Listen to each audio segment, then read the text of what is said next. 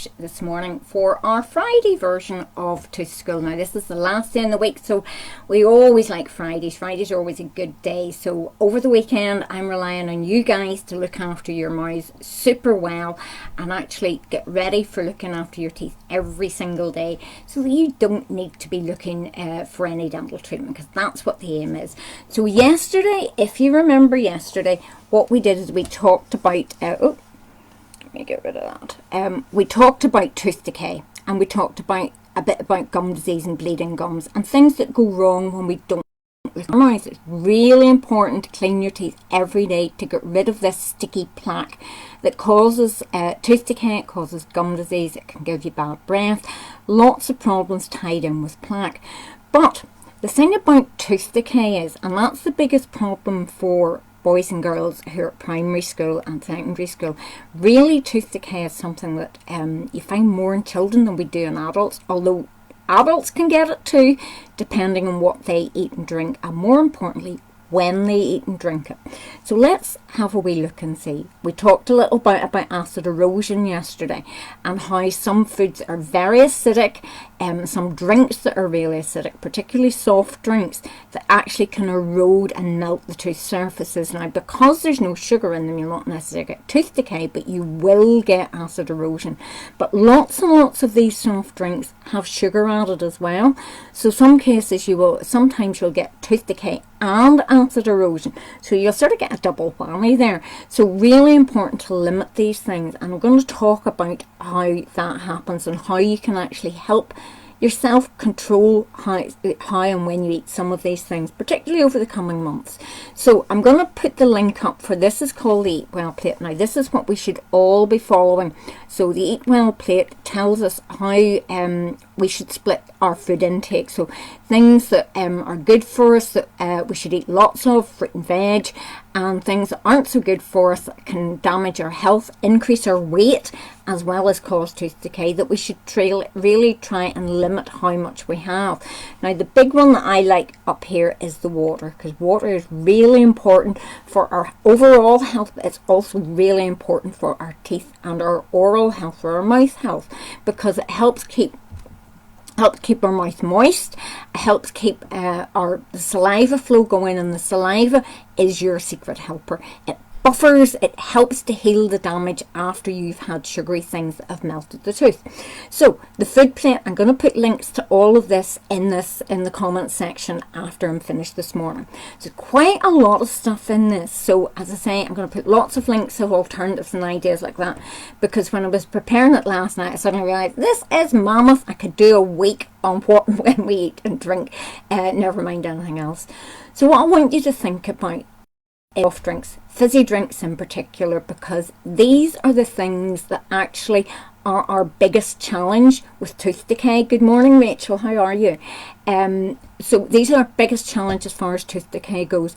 The amount of soft drinks, fizzy drinks in our diet, and particularly in your diet. So if you're at primary school, if you're at school, these are the big challenges, trying to cut these out preferably and cut them down definitely.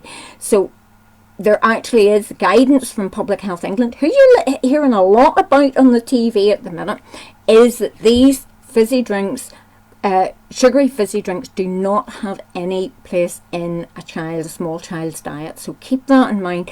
Best thing for you is water, and I never have water very far away. I've got a glass of water here with ice in it, and I've got a bottle of water behind me somewhere there as well. So as I think before you drink these things, if you're going to drink them, try and keep them to meal times only, and even better still, having them at a meal time, have them through a straw. Okay, now unfortunately we don't keep straws in this house and in the office, so unfortunately I've had to have a plastic straw, but a paper straw is far better for the environment, so keep that in mind. But as I say, a wide straw is even better again, because that will take those drinks right to the back of your throat and it will not make them contact your teeth as much. They'll still be in there, they'll still get a risk, but it's not as bad. But the bottom line is these things also add lots and lots of calories, so they can make us really fat really quickly. So lots of good reasons for not having them regularly. Okay, see them as a treat. Ah, look, How excited have you got about this image at 10 o'clock in the morning? I suspect that there's a lot of people have seen this week of total change in habits, excuses for eating all sorts. But these are all things that we love. Naturally we seem to have this great urge for sweets and sugary things, whether it be chocolates, acidic sort of fizzy things, my husband's personal favourite, liquors, all sorts of things. The bottom line is they all have sugar, and depending on how long they are in your mouth, the more damage they're going to do. Now, there's some things that you can actually will clear relatively quickly from your mouth, and what happens, remember if I said yesterday, once you've finished eating or drinking something with sugar in it, your saliva comes along and tries to heal that damage. Now, there's a big difference in how long some of these things hang around. It's not just when you swallow it, it's how sticky they are and how much they stick to your teeth after you've actually swallowed it. So let me see if I can demonstrate the difference here. Again, you suddenly realise what you don't have on hand when you're in isolation. So let me make a real mess now. If you can see how sticky that is in between there. So this just happens to be a mallow, okay? Now, I have another one here, which I'm going to cut. So I'm going to cut this with my... And what you can see is, can you see, I've cut that and you can see the stickiness on there. Now, this is a great experiment to try at home later on, if I can find... I got caught up on the phone just before I went live, so it's just slightly disorganised. So you can see that. Now what I want you to do is try cutting something that's sticky. A caramel is even better, but I couldn't for the life of me find any caramels around here last night. But what I want you to do is see how that sticks. See how hard that is to clear off there.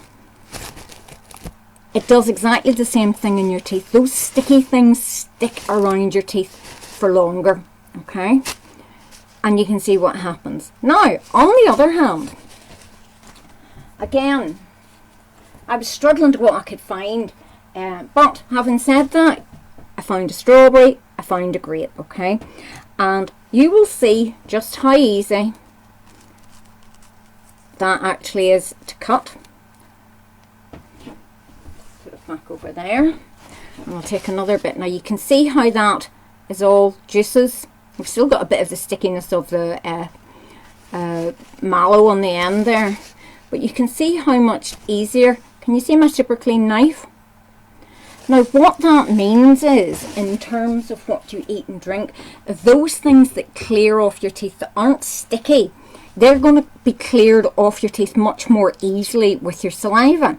Now, do you remember why I keep going on about this toothbrushing thing and the fluoride in your toothpaste? Well, when your saliva is trying to wash all these bits away and buffer and try and rebuild the tooth surface that the sugar has melted, the acid and the sugar have melted, what happens is your saliva tries to harden that again and heal the damage.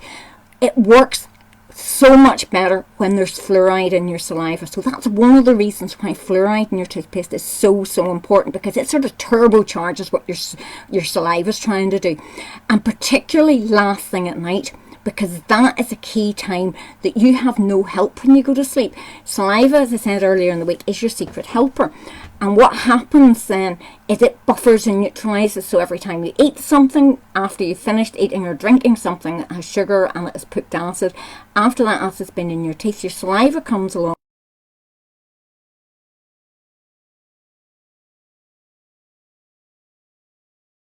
What you've got to do is give it time. But last thing at night, what happens is your saliva dries up. When you go to sleep at night, your saliva dries up. You've got nothing to help you overnight. So if you have something like this the hour before you go to sleep at night, no matter how well we brush, none of us are going to do it 100%. So there'll be something lying in a nook or cranny on those crinkly biting surfaces or in between your teeth when you go to sleep. And that's why it's so important to leave your toothpaste around your teeth. So spit out when you brush, but don't rinse it away. Let that fluoride take over the work your saliva would do when it's sleeping at night time. Really important to remember. So these things, try and keep them to meal times only. So have it after mealtime. Have it as a treat. Now, what did we do in our house? Okay, I have 2 kids. They have got beautiful teeth and they are now adults, and we now have grandson, and there's big responsibility there, guys, isn't there? I see some of them listening in this morning. But what we did with our kids is we got a shoe box and we made a sweetie box. Now, this again happens to be what was available. Other shoe manufacturers are available. But what we did was we decorated this. We spent some time with the kids actually decorating the sweetie boxes to whatever way they want it. So if you can find a box, doesn't have to be a shoe box, why not later on today or over the weekend make yourself a treat box, a sweetie box. So what happened was all the treats, all the sweetie things went in there, because we did find people brought them sweets, people gave them sweets, we bought them sweets on occasion. My husband's a guiltier party there, but let's say, and what they all went into the sweetie box. Now, on a Friday, they could eat what they liked out of the sweetie box any time of the day, and as they got older, they found that was great fun to wind me up, so you can wind your parents up. The other days in the week, they only had these things out of the sweetie box as a treat at a meal time, okay, if at all. So have a sweetie box. You've got to take control over it. You can't expect mummy and daddy to remember everything. Grown-ups have lots of things to think about at the minute, so boys and girls need to think about these things themselves and try and remember to keep these things to meal times only. But they are not the only things that have sugar in them. I've mentioned the soft drinks, the fizzy drinks, but what else have we got? Cakes, buns, biscuits, and some of these stick all around your teeth. And if you think about Granny and Grandad, sometimes Granny and Grandad can get some of these, particularly these biscuits, that stick in between their gums and their teeth, and they'll get cavities, they'll get holes in their teeth again too, because when we get older, our saliva doesn't work as well as yours does when you're young. So try and keep these things to meal times only, or as a treat. Keep them as a treat. Ice cream, syrups, buns, ice lollies, all those things, and think how long they stay in contact with your teeth. So when somebody gives you sweets and say don't eat those all at once, I'll be yelling along behind them going, yes, eat them all at once, because as soon as you finish eating that bag of sweets or eat that ice lolly or that ice cream, then your saliva, then the healing process starts. And because it takes time, you've got to give it a good couple of hours to work for you. And then remember your fluoride toothpaste, because that's going to turbocharge your saliva and harden those tooth surfaces much faster. So what else have we got? Sugar. Do you put sugar in your tea or your coffee? And there's no thing, people say, oh, I only take half a spoonful. It's still going to end up feeding those germs, making them poop acid, and still burning a hole in your tooth. So it can be a teaspoonful, it can be a bowlful. It's still going to have that impact, and it's still going to then take your saliva time to make the teeth recover from that. Think about cereals. Now, we've had a huge thing with the sugar tax, trying to reduce the amount of sugar that's in food. are largely focused because we're all getting fatter, because we're all putting on weight. So that's where the target has been. But you know, something that's going to have a huge benefit for your teeth and your oral health as well. And it's not just sugar that we add to things, it's sugar that is naturally occurring. So honey, for instance, is very, very naturally sugary, and it will cause tooth decay. I had a post I think a couple of weeks ago with all the types of sugar that you can find in foodstuffs and drinks that actually will cause tooth decay, and I might actually repost that just so you can see, because it's things that you don't think of being sweet that actually catch us out. So things like milks, milks and smoothies. Now smoothies are a funny one because when they're made, often added sugar is added to them, okay? So, and this is where people get a little bit muddled. So I'm relying on you guys to remember that fruit smoothies in particular, if you make it at home, what happens is you break down the cell wall of the fruit. It gets complicated at this point, and they can still do damage. So try and again, through a straw, meal times only, all at once. Some of the alternative milk drinks are worth having a look at, because many of them have sugar added, and it can be a bit of an eye-opener, because we think of those people who are lactose intolerant, or if you have to have a diet that's dairy-free, you need to look for these alternatives for your health, but you've also got to think about when and how you have them. So what you want to do is look at the back of the packet, and on the back of the packet or the bottle or the tube, there is a list of ingredients, and on that ingredients list, it says all the things that are in that. So it will say milk, it will say chocolate, it will say whatever, but it will say also other things like fructose, sucrose, fructose, lactose, maltose, dextrose. Anything that ends in OSE can possibly cause tooth decay. So what I want you to do is have a look at some of the tins and jars in your cupboard, and on the back of it, look to see if there's anything that ends in OSE. See how close that is to the beginning of that list, because if it's right at the beginning, there's an awful lot of that O's in there, and it will quite likely cause tooth decay. So it's just getting that balance right. So let me just think. Dried fruits, again, meal times only, again, because of the way the drying effect, they're very sticky, they hang around the teeth, and they're not recommended as a safe snack for teeth any longer. Water, I just cannot reiterate and go on and on and on and on about kids, drink water. It's great for your brain, it's great for your body, it's great for your teeth, and it's cheap. So parents, any parents listening in, tap water is absolutely fine. Get them a trendy bottle, find a nice bottle that you like, and actually fill it with water and keep it that way, because it is by far the best thing for you. And if you've got adults or you've got grown-ups in your house that don't like drinking water, try and encourage them now. Try and say, I'm going to have a glass of water, you have a glass of water. It's great to have with a meal, after a meal, anytime. It's milk and water. Oh, let me go backwards. No, where have I got to? Oh, I've gone the wrong way. Oh, dearie me. Bear with me 1 wee second till I see where I am. Best laid plans. There we go. Back to where I was. That's what happens when I put my big finger in the way. But what you want to do is water and milk are the two things that we know are safe to drink. And I mean plain, ordinary milk. The milk that comes from the cow, the milk that comes in those cartons, the things that we used to get in milk bottles on the doorstep in years gone by. Milk and water are the only safe thing. Breast milk if you're feeding your babies, or if you've got a baby being fed at home. But think about how things are added. So any sugar that's added to our foods has an impact on our teeth. So there we go. Think about sugar. Now it is this balancing act. If you eat at lunchtime, breakfast, lunch, dinner, and maybe one other snack. So if you've got 4 sugar attacks in your mouth a day, spread out through the day, you've got lots of time for the saliva to heal the damage, and you should not be getting holes or cavities in your teeth. If you have between 4 and 6 sugar attacks a day, you may well end up with a cavity, depending on your saliva flow, depending on your toothbrushing and your fluoride and your toothpaste.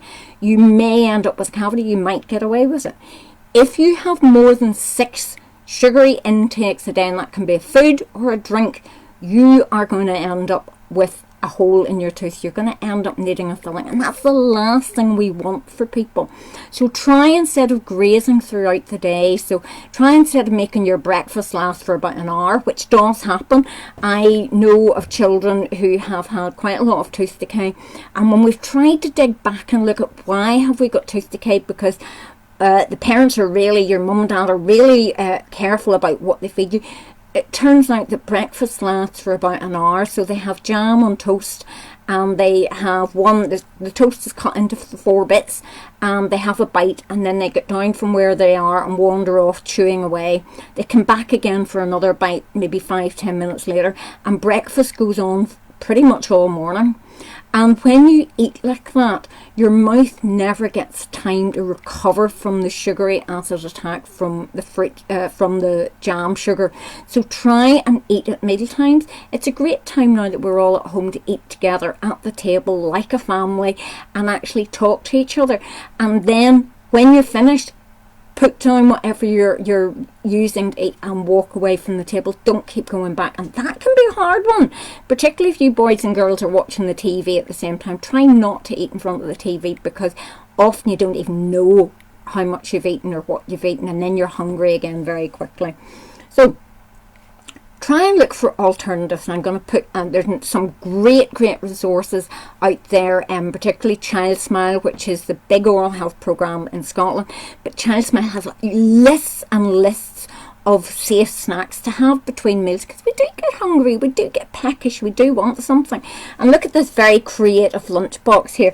Now that's a little mandarin orange, and then you've got a nice little sandwich with cheese, a toothbrush made of a piece of bread and cheese, fruit, all those things that are great for teeth. And it is one of those things. It doesn't just have to be carrots. It can be a hard-boiled egg, what we affectionately know in our house as storm eggs. Hard-boiled eggs. It can be little bits of low-fat cheese. It can be little bits of fresh fruit. And fresh fruit is great. Don't worry an awful lot about the fresh fruit, because people do worry about the acid and sugar. When it is a whole fruit, there's loads and loads of water in any whole fruit, and that helps to wash away anything. And unless you're literally eating it constantly, you should not have any problems. So there we go. What's the message today? What do I want you to remember? Try and keep sugary things to meal times only. Avoid them before bedtime. Sometimes have treats. Try and keep them again to meal times. But there's things like a piece of toast with butter on it. Just plain, simple things. Fruit, fresh vegetables. See what interesting shapes you can cut into carrots or cucumber, and maybe some hummus, something like that. Those are things that can have sometimes. Anytime, there's water, fruit, veg. Keep things that are for sometimes, like pancakes, but all those things that potentially can cause problems, to just as treats, meal times only, sometimes, and then things that we can have anytime. And we're even better off if we don't eat at all between meal times. But that is a big ask these days. So I'm going to put some more things up in the comments box when I'm finished, and then we'll actually see what you can find that you like to eat or drink. Now, the other thing that I haven't mentioned, we've sort of spent a lot of time talking about tooth decay this morning, because it is the biggest thing that's going to cause problems for you boys and girls in primary school age over the coming months, because, as I said before, getting to see your dentist might be a difficult one. But there are some great resources, things of ideas that you can eat when you can have them, sort of bread sticks, safe snacks for cereal, things like that. So we're going to look at that. But the other thing is, a healthy diet is really important for your overall health. It's also really important for your gum health as well as your teeth. So your gums are made up of what we call connective tissue. So they support our bodies, and they need all those healthy minerals and vitamins. So it's really important to have healthy gums. So you might find that if you get ulcers, for instance, sometimes if you're not eating a lot in the way of fruit and veg, you will get ulcers. You'll get little cracks at the corners of your lips. There's things that can happen with that if you're not eating healthily. You can get dehydrated if you're not drinking enough water, and that can make your mouth really dry and give you bad taste in your mouth and give you bad breath. So lots of things to do with healthy eating, really important for your oral health, so your mouth health and your overall health. And it is about getting that balance right. And I often talk about this balancing act between those things that cause problems. So things like sugars in our diet that cause us problems. Oh, I don't want to put the whole glass in here. Against things that actually make our mouth healthy. So where do my toothpicks go? And if you can balance that out between having good saliva flow, eating well, using a good fluoride toothpaste, night time and morning, spitting out, but don't rinse out afterward. Let the toothpaste stay around your teeth. You will balance out those acid and sugar attacks in your mouth, and it's just getting that balance right. And I'm going to end up with sugar everywhere. I'm not careful here. Right, let's put this down before I have a disaster. Okay, I think it's time to brush your teeth. Have you washed your hands this morning? If not, please go and wash your hands now. 2 verses. Happy birthday to you. I am going to get the music lined up and then we'll come back. So don't forget to wash your palms of your hands, the back of your hands. Okay, fingernails, in between, round your thumbs, round your wrists. I've done a very speedy version, but hopefully you've all washed your hands. Have you got your toothbrushes ready? Get your toothbrush, get your toothpaste. Can you remember how much toothpaste I said to put on your toothbrush? Let's just remind you, I have my toothbrush, okay? So what we want, dry toothbrush, pea-sized blob of toothpaste with at least, oh, put the right way round, 1350 at least. So this one's 1450. This is as much as you can get in a toothpaste that you can buy in the shops, okay? So online at the minute. So 1350 or more you're looking for. And that's the ppm, and if you saw earlier in the week, I showed you where to find that on the back to find out where how much fluoride was in your toothpaste. And fluoride is something, you know, every day you drink water, you know, we all naturally have fluoride in our water supply because it's there if you have well water, but it's not there at the level that is going to make a significant difference. For most people, some water supplies do actually have 1 part fluoride per million parts of water, which is ideal to strengthen teeth. And then that takes a lot of pressure off the rest of us because naturally we're getting that helping hand every time we have something with water in it. But for the majority of us, we don't have that. So we have to make sure we're using a good fluoride toothpaste. Pea-sized blob of toothpaste. Ooh, ooh, making a mess. Oh, don't do what I do. Do as I say, as I say. Right, let me put this away. Are you ready? Get ready to spread the toothpaste all around your teeth. And you know that we've got the video with the music and the soundtrack. So we're ready to brush. Spread the toothpaste all around first of all. I like to share the toothpaste about so we don't always get more in one place, because we always by and large start brushing our teeth in the same place, don't we? Okay, so we're going to start on the outside. Ready to go. Here we go. Oh, wrong one. I'm brushing my teeth. All the way around the outside.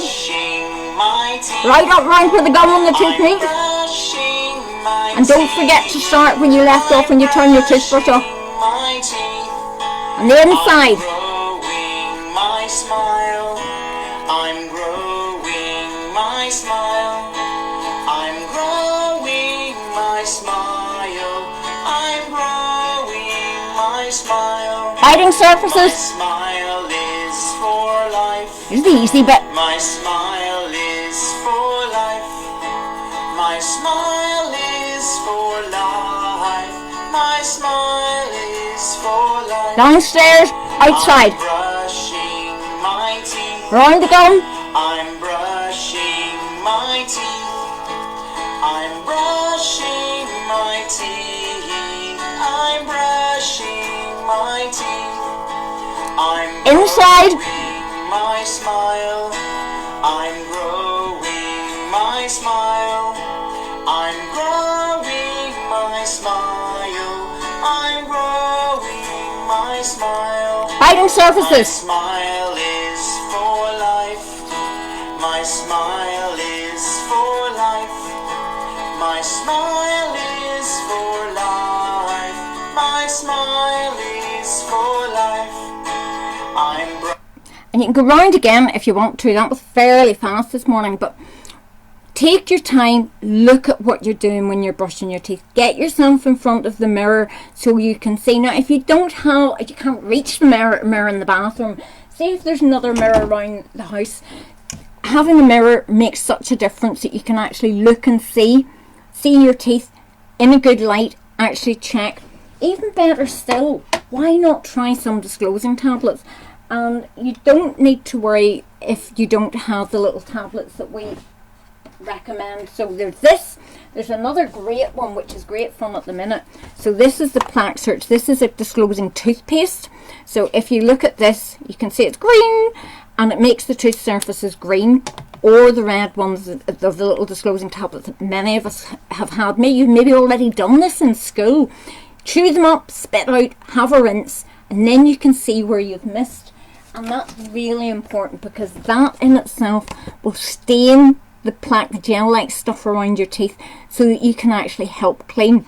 Now, if you don't have disclosing tablets at the minute, do you know what you can use if you have a red food colouring? Okay, just ask a grown-up to put some of that on a cotton bud and then rub it around your teeth. Have a rinse, and that will help you see, because it'll stain the plaque a similar way, and it just is a way you might have that at home that will make that useful. Most importantly, don't forget to brush tonight before you go to bed. Really important. Spit the toothpaste out. Don't rinse out afterwards. I'm going to put some activities up to see if you can have another think over your teeth at the weekend. Don't forget about thinking about a treat box. Find a box, decorate it, and actually then you can put any treats and snacks in that you can have those, and keep a track record of it. Did you keep a food diary yesterday that I suggested? Have a look and see how many of those things were in your mouth for how long, and if there's sugar in them. Just try and keep them all to meal times. So instead of having your breakfast and then a piece of toast with marmalade on it an hour later, and then a biscuit with a cup of tea or a fizzy drink an hour after that, and then you have your lunch. Now that's already 1, 2, 3, 4 acid attacks. Okay, and then between lunchtime and tea time you have you've got your lunch, that's fine, and then you have maybe a bag of sweets about 3 o'clock in the afternoon, and then you're hungry about 5 o'clock and you decide that you want to have a chocolate biscuit, so there's another sugary attack. And then you have your tea, and that's another sugary attack. So that's 1, 2, that's another 4, that's 8 already. And then during the evening somebody brings out a big box of biscuits, and you sit and you eat all those, or with a big bottle of Coke or a fizzy drink of some form, and you sip away all evening long. Have your teeth had a chance to recover? Not much, because what you need to do is make sure that those sugary attacks are really at meal times only. So if you can see there's a happy tooth on the top here, oh wait, we see. So what happens here, this is a graph. Some people like graphs. So this point here, you can see over here, this is what we call where the enamel, the hardest part of the tooth, starts to melt. It's at a pH of 5.5, and when you actually eat something that has sugar in it, and the acid, the bacteria in your mouth and in the plaque eat the acid, or eat the sugar and poop, what happens is they actually make the acid that then starts to melt the tooth. Now when you've finished eating, your saliva heals the damage, but then you come along and you get to a coffee break and it pushes it down again closer to the danger zone, because this is how long the danger zone, and then it goes up again because of the saliva, and just keeps going.